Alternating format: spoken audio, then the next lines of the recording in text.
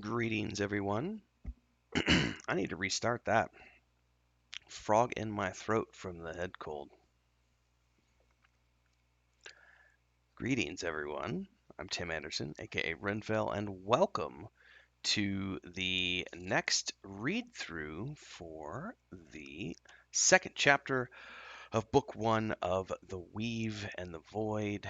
Which, if this is your first time turning in, this is a multi part project that we're doing, which is encapsulating a point and click adventure game alongside a 5th edition tabletop campaign and setting, and of course, the novelization, which is being written in serialized format over on our Patreon page with chapters coming out twice a month, artwork by Christina. And then, of course, the story is by myself and my brother, and I'm handling all the writing. You can find all that information over at patreon.com/ wandering hermits. And if you're tuning in here live to the Twitch stream, I'm going to put a link here in the chat here in a minute, which is going to be to the second chapter of the book that we're reading tonight. So you can choose to read along with it live if you want to, or check it out, read it along with it at your own pace later on. If you're watching this on YouTube after the fact, and when we put the video up there, the link will be in the description text below. Also, don't forget, if you're watching this on YouTube, subscribe, hit the bell icon, get all the updates for future content that we do, and of course, don't forget to join our Discord. Links are down there. So, we did chapter 1 last week when we were introduced to the main characters in the novelization. We have multiple, and this is a book that is written from, instead of a third person limited, we're just doing an omniscient point of view. So it's omniscient third person, but it's not third person limited. So we're actually doing lots of multiple viewpoints. I really loved the Dragonlance, first Dragonlance trilogy and the way that was written. So we're emulating that with this first book series for this new project that we're working on. And so far, it's been a fun experiment to write in this style, and I think it's been going rather well. So if you haven't checked out Chapter 1 already, don't forget to check that out on YouTube. You can also find links in our Discord and beyond. But without further ado, let's dive into Chapter 2. I'm going to drop the link here into Twitch chat for those of you who are going to be hanging out while I read. I won't probably be checking comments too much while I'm reading because I'll be in the moment focused. So apologies in advance. All right, here. We're introduced to a brand new character in this chapter, it looks like. Elder Byron Lightforge stared at the unmoving corpse in front of him, the 30th he had viewed in the last hour. The woman's lifeless eyes stared upwards into nothing, the once bright blue orbs now muted and glazed, her body stiff and paralyzed, the limbs contorted, and the face grimacing in pain. Like the others, she had not gone quietly in the night. She had suffered immensely at the end. The scent of death hung like a thick blanket across the morgue, though he could no longer smell it. There was a part of his mind that knew the place was ripe with the stench of bloated bodies, some in a worse state of decay than others, but he had grown accustomed to it after 3 days of the same. It had only been a handful at the start, but now it was dozens by the hour, and this was only the third day. He pressed the ring with her holy visage upon it to his lips and raised his eyes to the heavens that lay somewhere beyond the brick ceiling as he muttered a quick prayer for the deceased, as he had done for every other body here. They had still not found the source. 3 days and nothing. At the very least, quarantine measures were being put in place in the poorer districts even as he stood here praying for the dead. It had become evident by the dinner bell last evening that it was a plague of some kind, even if the populace didn't know it yet. The docks, and the entirety of Farthing Street, as well as the buildings that ran along the outer wall, plus the warehouses. Sailors and thieves weren't exactly known for their hygiene, and history showed that plagues always started with the unwashed. Illness was uncommon, even among the Fae. Whether there were other devilries their magics might be used for, at the very least the Fae kept themselves as healthy as their human counterparts. And on his own side of things, the Church Templars and Paladins served the people in all things, with the health of the population their top priority. It was the only way to ensure that humanity continued to flourish in these heathen lands. Not for the first time, Byron frowned as he studied the dead laid out in front of him. Human bodies, all of them. Not a single fey corpse in 3 days. He'd heard the rumors spreading in the ranks, and he could not deny what his own eyes showed him. Whatever this sickness was, it did not affect the Fae. Only humans. It was hard not to jump to conclusions, no matter what the enlightened father said regarding avoiding jumping to conclusions until all the facts had been investigated.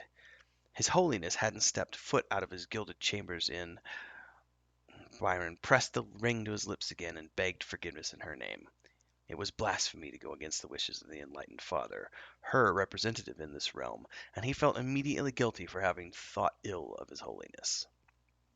But he could not silence that part of his mind which looked out over the bodies and felt the sting of loss, a sting that no Fey would also feel. No elven child would wake up tomorrow without a mother or a father. No dwarf or brownie or halfling would feel their cheeks moisten with tears as a cherished loved one did not return. He closed his eyes tight and held back the tears which threatened to come. Elder? The voice that called out to him was low and timid. He opened his eyes and blinked back the wetness that was almost there to find one of the newly promoted Templars who had been assigned to him standing at attention. The youth was struggling to keep his breakfast down from the look on his face, and it was evident he was trying to look anywhere other than at the bodies that lay across the underground chamber. Yes, youngling. What was his name? Aolar, Finar, Plion? He rubbed his eyes slightly and sighed. What is it? A letter, Elder. The young man bowed slightly as he held out a folded parchment, the seal of the enlightened father pressed in the dark blue wax. Byron took the parchment from the shaking youth and placed a hand upon his shoulder. Be at peace, my child. This is all part of her plan. He ignored the youngling's adoring gaze as he turned his attention to the document in his hands. He pursed his lips and broke the seal, bent low over the table in front of him to get a better look at the script in the lantern light. The elders are summoned. Her will be done. Elder Byron Lightforge breathed a heavy sigh of relief into the fetid damp of the morgue. Perhaps the time for action was finally upon them.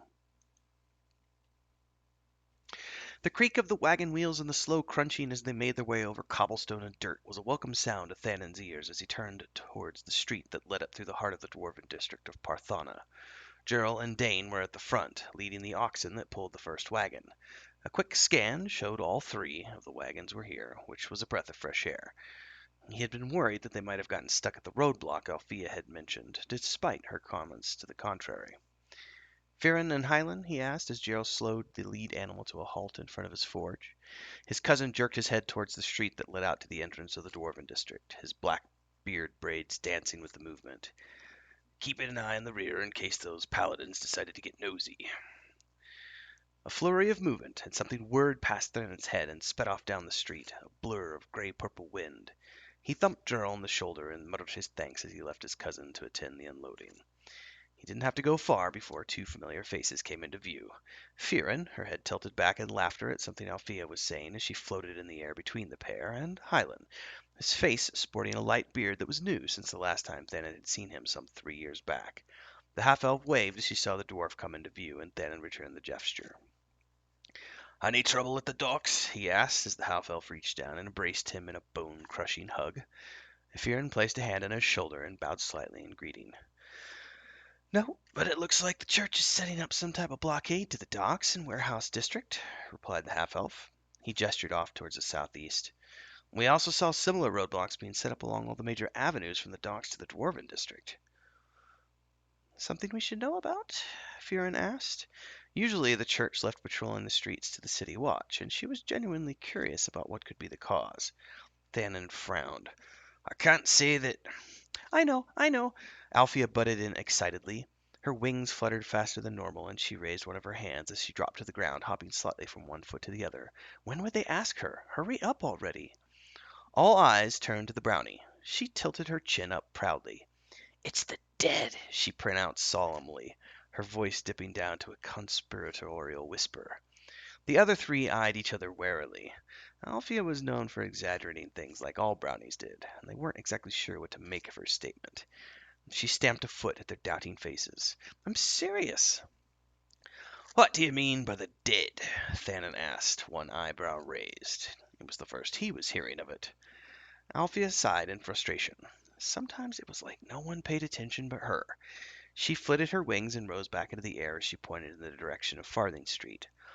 All the humans are getting sick, dying. I heard a Templar talking about it, and I took a peek in one of the morgues. She shuddered with distaste.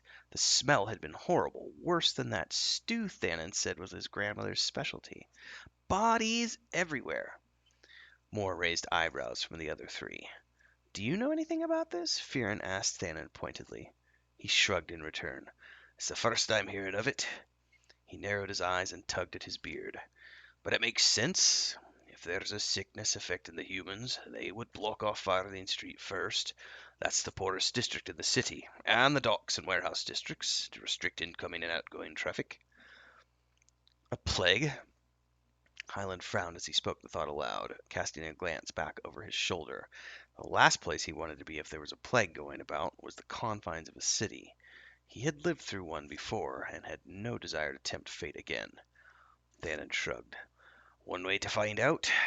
He turned to Althea. You feel up for a mission? The brownie dropped to the ground with a light thud, her wings completely still. A mission? She whispered. They were trusting her with a mission? She looked at all three of them, gravely serious.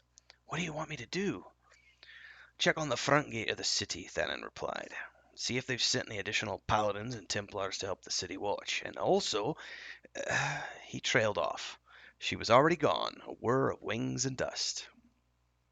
Some things never change, Fearon said dryly as she looked off in the direction the brownie had sped off in. She shook her head and chuckled. It's good to see you, my friend. She gestured towards Thanon's house and forge. You got anything to drink in there? Ha! What kind of a dwarf do you think I am? He retorted in mock surprise, and led them towards his home and the two barrels tucked away in the kitchen. All right, that's a wrap on chapter 2. So for those of you watching along on Twitch, again, the link is in the sidebar, whichever way that is. And if you're watching this on YouTube after the fact, links are going to be down below in the description text. We will be doing a live read through of chapter 3 next Monday around the same time, 7:30, 8 o'clock Central Time, kind of depend on my schedule next Monday. And if you haven't already done so, make sure to subscribe to the channel, hit the bell icon on YouTube, get all those updates. And if you're following along live here on Twitch, make sure to give us a follow as we work our way towards building up this new channel. Of course, join our Discord. Links are below, and we will see everybody Wednesday night here on Twitch because we'll be doing the next brainstorming / stand-ups session with myself and my brother. Chris is still not back yet, so she's absent. She's still out with her family, but she should be back in the next week or two. But in the meantime, we're continuing onwards with all the other things we got going on. And of course, don't forget that we will be live streaming our D&D adventures very soon on Twitch, and of course, putting those videos up on YouTube after the fact. About a week after is the plan at the moment. Just had a video go out today. As of this recording, it's the 8th of November. We did our character creation last night, and Nathan Napalm just put a video out today, which covers some snippets, some of the shenanigans that went on during character creation. So make sure to check that out as well. Links are in the Discord. Thanks, everybody. See you on Wednesday night for the brainstorming and stand-up session, and also next week, hopefully, for the read-through of Chapter 3.